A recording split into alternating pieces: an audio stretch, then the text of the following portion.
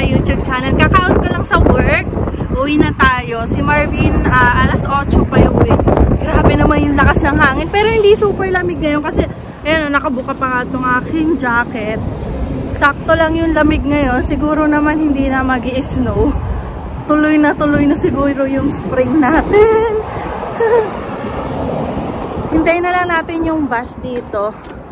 Upo muna siguro ako dito sa may ano. Ayan guys, nakaupo muna ako dito. Kunin ko yung Skyflex ko kanina. Hindi ko kasi naubos. Kinain ko lang kanina yung sinigang na niluto pa ni Marvin. Hindi ako nagdala ng rice. Sinigang lang siya itong Skyflex. Tapos inom na ako ng water kasi nauwaw na talaga ako. Uy. Maganda yung weather ngayon guys. Saktang-sakto lang. Sarap maglakad ngayon. Sinabi ko kay Marvin na sunduin kita tomorrow para naman hindi ako bahay school. Sakto, nandito na rin yung bus ko, guys. So, na tayo dito. Ayan. Ayan na yung bus. Ayan, guys. Nakasakay na tayo at super init dito ngayon sa loob. Ang init. Medyo napalakas ata yung heater nila. Kung titingnan nyo, guys, sa labas, kala mo, summer. Kasi sobrang taas ng sikat ng araw. Pero ano pa lang naman, spring na. Ito na yung spring. Sure na yan. Maganda na yung panahon. Tunaw na rin naman yung mga ibang snow, guys. Paubos na rin yung water ko. Pinipilit ko talaga ubusin na to, buong tubig na to, para naman ihing-ihi tayo, guys. Tapos may dala rin akong orange, dalawa, para kapag pauwi ako, may makakain pa ako or habang nag-iintay ako, diba? Mamaya ko siya kainin. Ito yung bonnet ko. May hairnet pa ako dito. Sakto dito kami binaba sa may likod. So mas malapit yung lakad ko papunta dito sa bus. Titigilan nung papuntang Kennedy. Ayan na. Saan na tayo? Kasi doon kami kinadala sa kabila. Doon sa dulo doon. Dito lang ako binaba. Diyan lang. Hindi naman tayo naghintay ng matagal. Nandito na rin yung bus. Kasi ang dami namang bus na pupuntang Kennedy Station. Kaya wala naman pa yung problema pag iintay, guys. Hintay lang ako ng mga 2 minutes. 1 minute. Ganyan.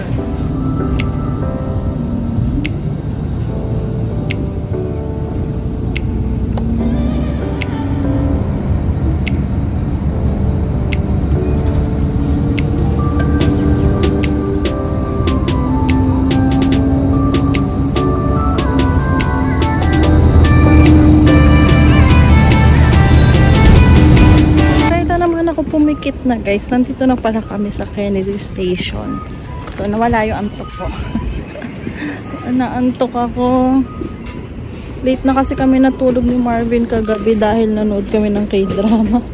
Kinikilig ako eh. Warden Station na tayo guys. Bababa na tayo. Guys, natakot ata sa akin yung dalaga. Napatingin kasi ako sa kanya. So nagandahan ako. Hindi ko na namalayan ako na medyo napatagal na. Sabi ko, ang ganda naman niya, nakakatuwa. Napatingin siya sa akin, Miss Maid. Tapos akala ko bababa na siya dito sa Warden, lumipat siya sa kabilang tren.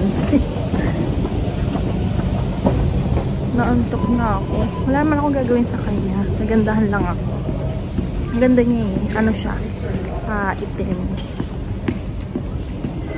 Guys, 15 minutes pa bago dumating yung bus, kaya maglalakad na lang ako kasi uwing-uwi na ako. Ang dami kong titiklopin pa sa bahay dahil nag-laundry nga kami kahapon ni Marvin.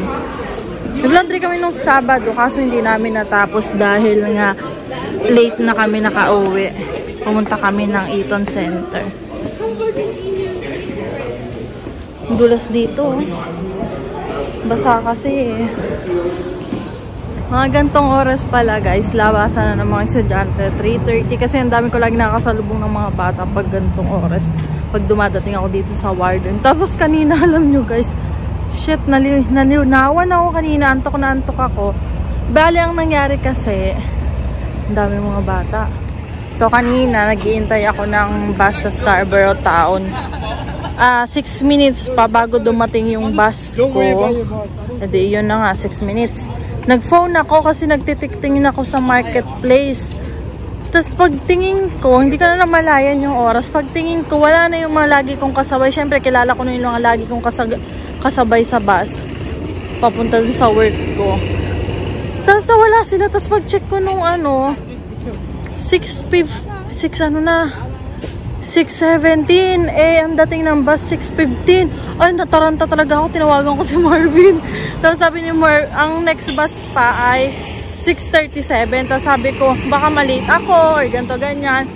Tapos sabi ni Marvin, ibang bus na lang ako kasi maglalagat na ako ng 8 minutes. Sabi ko, ako naman maglakad. Kaya inintay ko na lang yung isang bus kasi ang lamig kanina. Hindi nga ako nagdoble.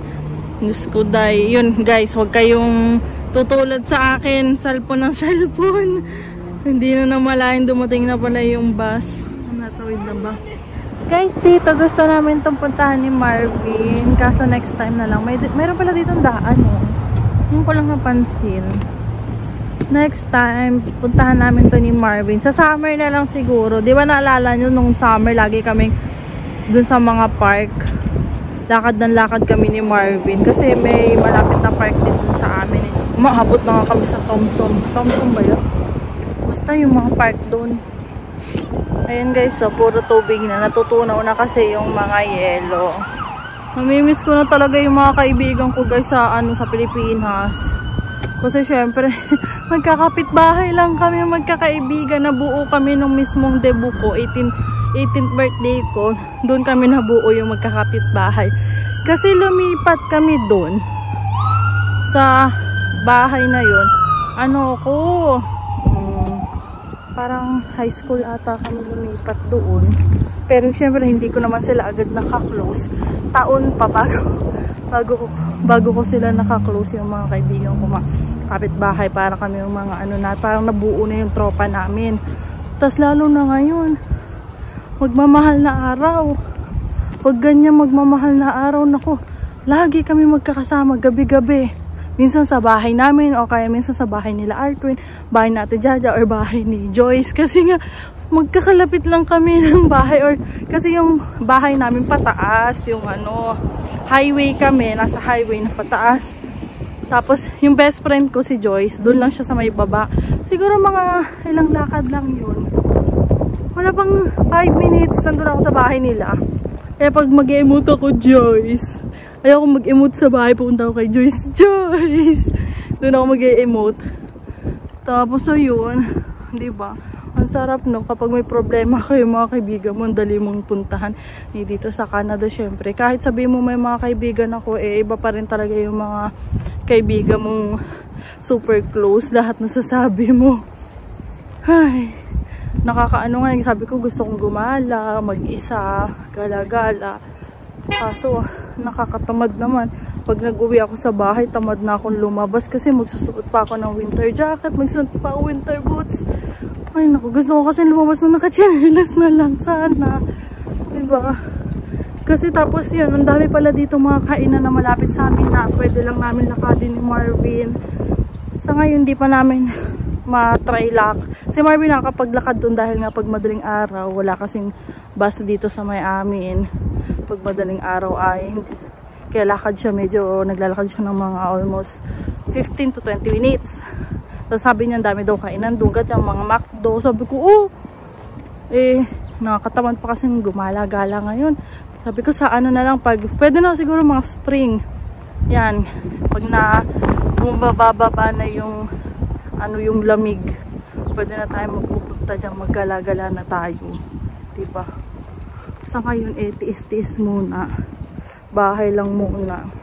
Tapos ayun guys, nag-aayaan kami nung mga kakatrabaho dati. Kasi halos magkakalipat lang yung edad namin, nila Ate Eliza, nila Ate Camille, nila Ate Erica. Ako pinakabata. Sa 26, 28, 29, ganun magkakasunod lang kami. Nagkakaayaan ngayong Friday, ngayong linggo ata. Diba Holy Week nga pala mag-Holy Week nga pala. Tsaka long weekend this week. Kaya sabi ko kay Marvin, hanggang Thursday lang yung pasok ko. Tama-tama Friday, gala tayo, pasyal tayo. Talaga, sabi ko, pagplanuhan mo yan hindi yung basta-basta. Saan tayo, biglang kung mismong araw na, hindi alam ko saan pupunta. Dapat alam na para hindi masayang yung oras, diba guys? So now nakaraan lang naglalaro ako dito. Umulan ba? Parang umulan.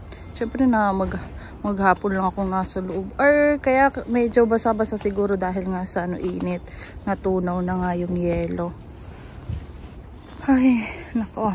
Ang dami na pala namin basura ngayon ni Marvin. Hindi, nalilimutan din niyang itapon kasi pag dadating siya minsan ako nakahiga na nalilimutan ko ng kunin. Ito na si Habi, guys. Pinag-init niya ako ng isda.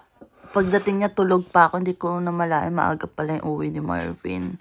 Ang sama ng ubo ko eh. Oh my God, dilis! Dilis pa pala. Oh, be, gusto ko nito.